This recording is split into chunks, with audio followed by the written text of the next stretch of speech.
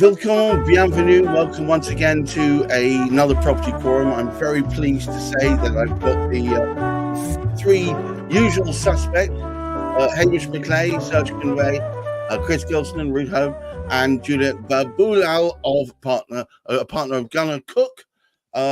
We each week debate and talk about various aspects of property purchasing, property dealings of one sort or another, hopefully to come up with brand new ideas and spark your imagination. Each week we are joined by a special guest, and today's special guest is the incomparable Jo Haywood. Welcome.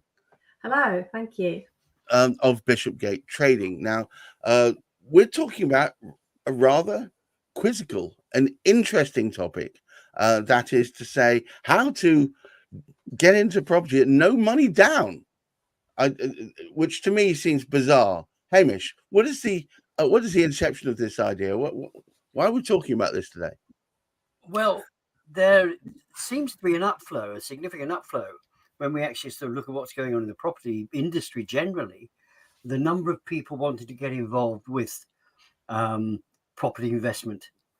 And there are so many different ways and so many different ideas of all sorts of people wanting you to pay them loads of money to actually help you to get in there. So a topic such as this, having an expert like Jo along, I think we did say little.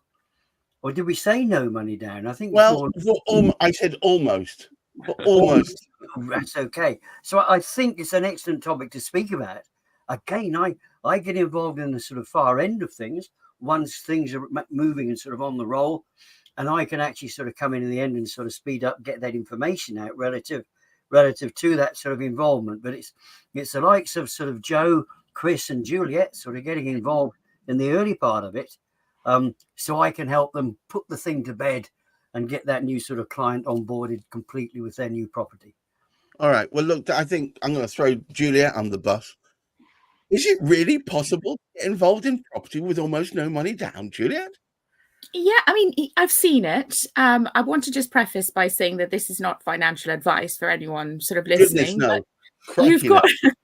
You've got lots of options. You've got sort of joint venture agreements where you could find someone with capital, you've got expertise as a developer, and that person decides to enter into a joint venture with you so that you build out the project and they fund it. And so, you reap the benefits of the profits at the end. So what you've used instead of cash or your financial resources is your skill set, as a developer or a builder, as it were. That there are other options, crowdfunding, where you've got a bunch of people coming together and funding a deal, and you haven't put any money into the project. So there's a whole host of options like that. But again, one has to say, you've got to do your research, and it's essential that everyone does their part if you were to enter into a transaction like that. So if someone's putting their money in, they're going to want their money's worth. Absolutely. So, Chris, no money down, hey? It must be easy. It was the hook that got me into property in the first place. It was a real good one, right? Music to my ears. So yeah, when I first started, it was it made sense to me because I had none. So I was like, well, game on, bring it on. Yes. But yeah. So back in the day, it was actually daylight bridging that was the hook, and that quickly got pulled after I learned my craft, unfortunately. So I never got to use it. So I learned a variety of different methods. It gave me the bug. So I know we talked about options last week, where the I think we need to revisit that at some point in the future, because that was a revelation to me. And in the preamble, before we actually went live, everyone was going, wow, that's really cool. Juliet was saying, my goodness, I didn't realize that lay people actually had gotten onto this. This is very cool. But let's go there at a later date. For now, is it practical to even suggest that you can get into property with very little in the way of finance? The reality is that you need some capital. That the projects that they're funded, you need someone's money. It just doesn't necessarily need to be your money. Right. There are other things that Juliet mentioned as well, like crowdfunding, where people can piggyback on someone else's development and help fund that, and then benefit from the upside. But ultimately, the main project developers are going to need access to capital, and people like Joe are well placed to be setting up that type of capital funding. And interesting enough, that nice segue into introducing Joe to the stage. Joe, thank you very much for being here. It's a pleasure to have you. Now, you know the topic. Is this realistic? It's look, I work for lenders in the main. I've worked inside lenders and on a consultancy basis as well, and it is a challenging one. It's possible, but it's challenging. Some lenders are completely averse to the idea that the developer themselves isn't putting physical cash into the deal, and that's just a risk appetite point. However, in the specialist finance sector, where Juliet and I work in the main, there are some lenders that will be more flexible in that. They will look at what is referred to in the industry as soft equity. So it's not necessarily cash, but if, give a typical scenario where you have inherited some land, maybe you've got family land, farmland, and that actual sale value of it today has a value, even though you haven't physically paid for it. So some lenders will take that into account, lend against that value. Then you could borrow, the entire build costs and benefit from the profit with very little actual physical investment. The key thing, I think, in taking the sort of joint venture example that Juliet mentioned, is that what a lender will want to see is that, whoever sort of owns the equity value in that has skin in the game. So they'll want that JV partnership to be, a proper agreement that party has something to lose. But that's a sort of typical kind of transaction you might see. The other thing I see in the market sometimes is what we would call a deferred consideration. So you may pay a very small amount for the land up front, and then actually pay the vendor of the land from your profits at the end of the scheme. And again, wow. So it could become effectively a balanced purchase where nobody actually ends up losing any money. In fact, you end up with profiting because the profit has been made, and that's when it gets paid. And it's quite similar to an option, really, in a way. But what a lender would want to see is, a watertight agreement that completely subordinates that payment, and so that the lender gets paid first. And that's how they may get comfortable with that risk. At the end of the day, it's all about how does the lender get its money back first, and then there can be some quite creative arrangements in the background behind that. But right now, what would you say is in the zeitgeist as far as lending, low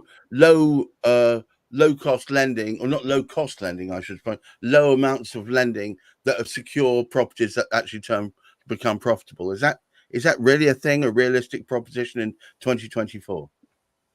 I think it can be. And what I would say is, the market's been quite quiet, particularly for development finance transactions. So I think lenders they're not necessarily looking to take more risk, but they're maybe being a bit more flexible. And some of these structures where in a very active market, a lender would have just gone no straight away. I think they might be more willing to consider, if they can get comfortable with the risk profile and the exit, to actually look at these.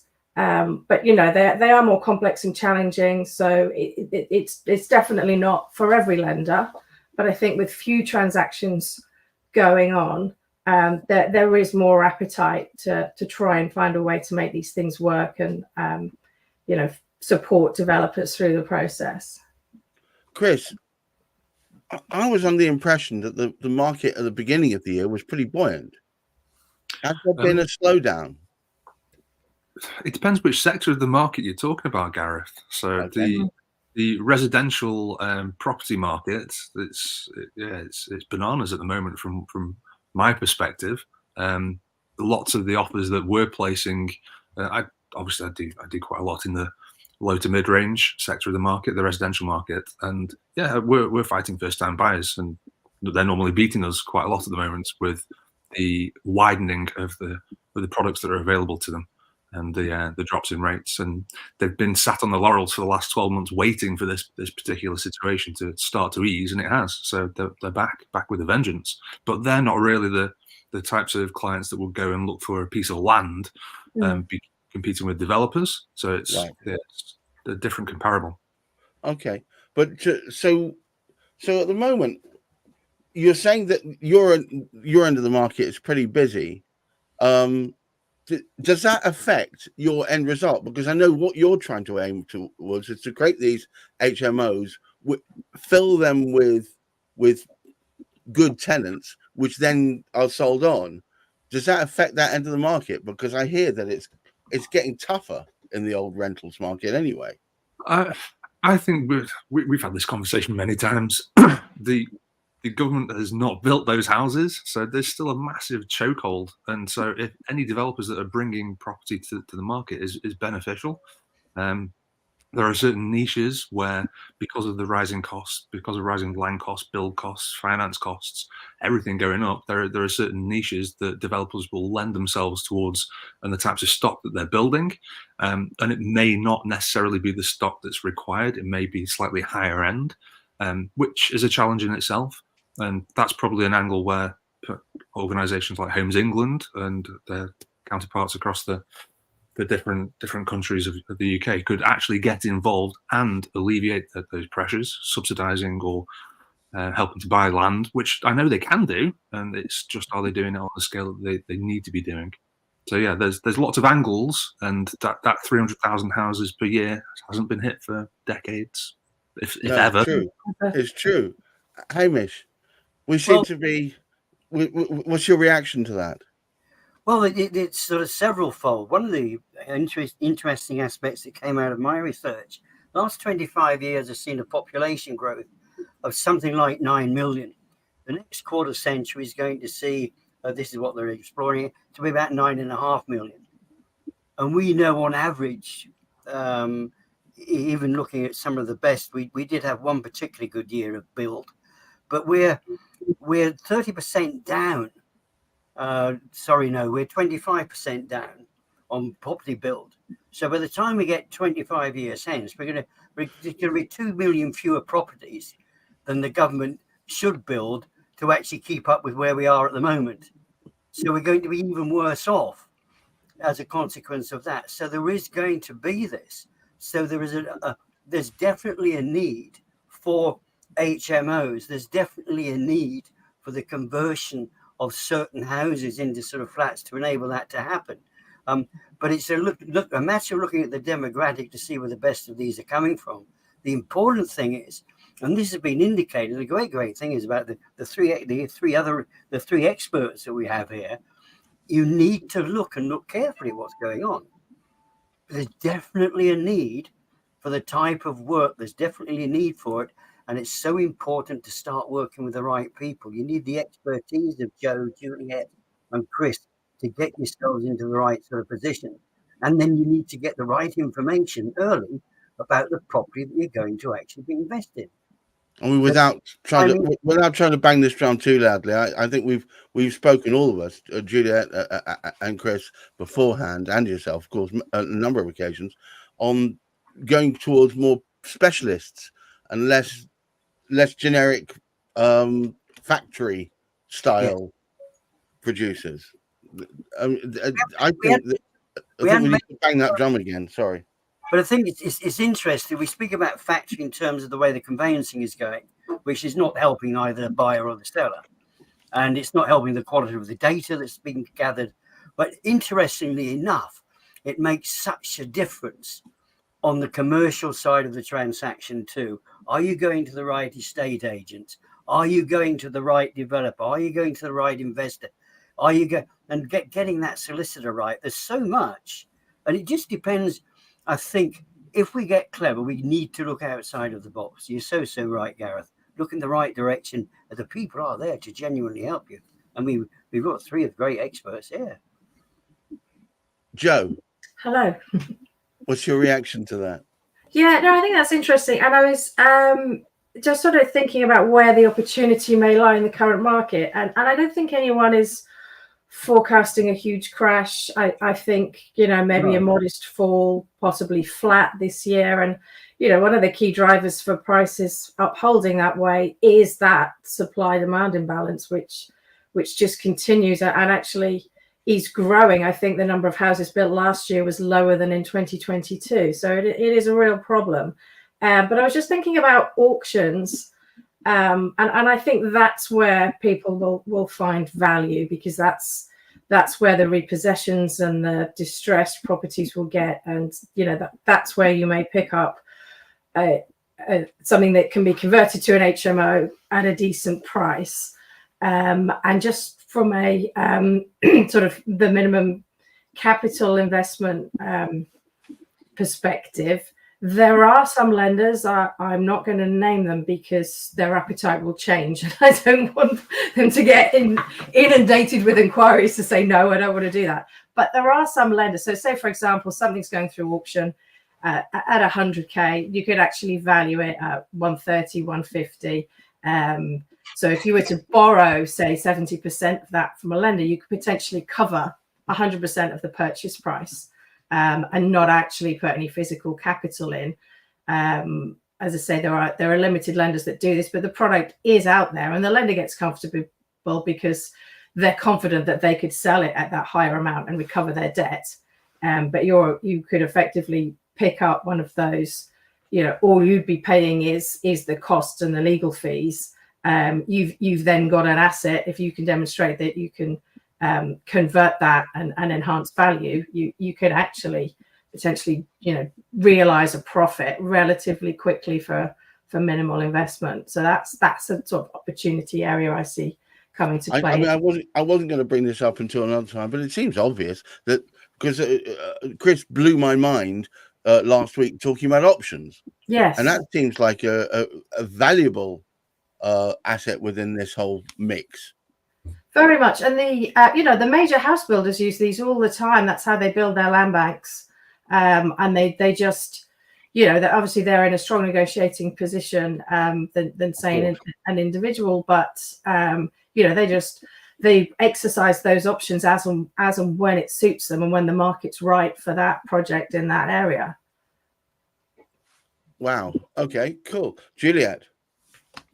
Yeah, I mean, just to carry on that, what you'll find is that if you've got a seasoned developer and the lender's worked with that developer before and they've done options, the lender's relatively happy in terms of or satisfied or they've got the relevant comfort that developer knows what they're doing. And so they may say, look, I'm not exposed here. I'm happy to fund. The key is getting the documentation right. And that's where, again, plugging lawyers, but having the right agreements in place so that the lender at no point in time is overtly exposed so they can't get their money back if they were to repossess and sell. And that is key. But some of the other things that we haven't touched on are things like staircasing, for example, or shared ownerships, where you put down, if you qualify for it, nominal amounts of money, first-time buyer trying to get onto the market. And so you buy a percentage of your lease, and then you increase the percentage as you're able to, as your affordability allows. And there are lenders who will fund that sort of arrangement. You've got the rent to buys. So there are people who would rent a property. Landlord might have a portfolio and decide, look, I want to sell to you. And they agree terms up front. And the potential buyer rents in the interim, and that rent goes towards the purchase price. So subject to the both parties having the right agreements in place. And of course, if there's a lender involved, you're going to need to give the lender that relevant level of comfort.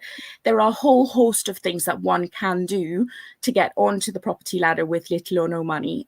The one thing I would say stay clear of is those sort of Instagram posts that tell you sign up to my program, pay 10 grand and, you'll get on there, because, honestly, you need to have a vision of what you want to achieve. If it's your first home and you want to be mortgage free in 20 years time, speak to the right brokers out there who are able to steer you in the right direction, give you the best financial advice that you need to achieve what you're after. But having that, end goal, you go to auction and you buy something, well, what are you planning to do? So while you might get the funding, the lender's going to have timescales on that loan. It's going to expire. And so what are you going to do? What's your exit plan? Is it to develop it? Are you going to rent?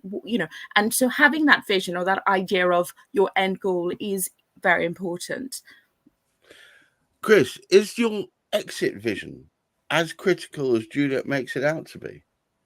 Yeah, you've got to start with the end in mind. So yeah, as a professional investor, as you're developing things out, you need to know what the plan is. I mean, if you're going for going to speak with someone like Joe as your funding partner, or going to find funding for you, they're going to want to know how the funding is going to be repaid. So that's pretty important. So knowing how you're going to structure the deal and what the end goal is, and then also probably having secondary exits in case the primary exit doesn't work out, pretty crucial.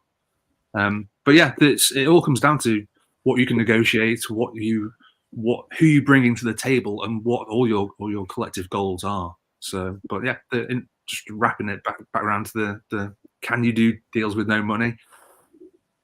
None of your own money, yes. But again, it does come down to who you can work with and what you can negotiate. I absolutely love Joe's idea of joint ventures, where one person brings the deal, the other person brings the money, then you collectively have a joint venture and go and find the finance. That's a great way of working.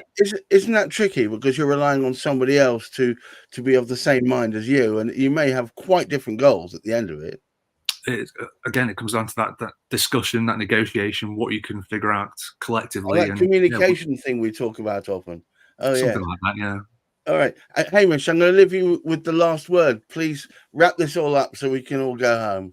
Well, I think in actual fact, it's really good, because there is so much that you can do. What you need to do to find out what you can do as an individual is speak to the expert. We found out that Joe says, hey, the funding's available. We speak to Chris and the ideas are available. And then you need to speak to the likes of Juliet. You've got to get that agreement right. So you've got people there that can steer you in the right direction to get exactly what you want. But you need to communicate to do that. Once again, I've been dazzled by a wide array of ideas, some of which actually I had no clue about even before we actually entered this program today. I want to thank each one of us. Hamish, thank you so much. Juliet, Chris, and of course Joe, for being part of this week's Property Quorum. Please note, we are here 10 o'clock every Thursday. Our focus is trying to stir up the pot, so you've got new ideas. We are not in any way giving you advice. We're just trying to incite a new idea to pop into your brain, to perhaps so you ask more questions. Without asking more questions, you won't find the answers you're looking for. And I just want to wish everyone successful trading and, of course, great mental health. Thank you so much for being part of this week's Property Quorum.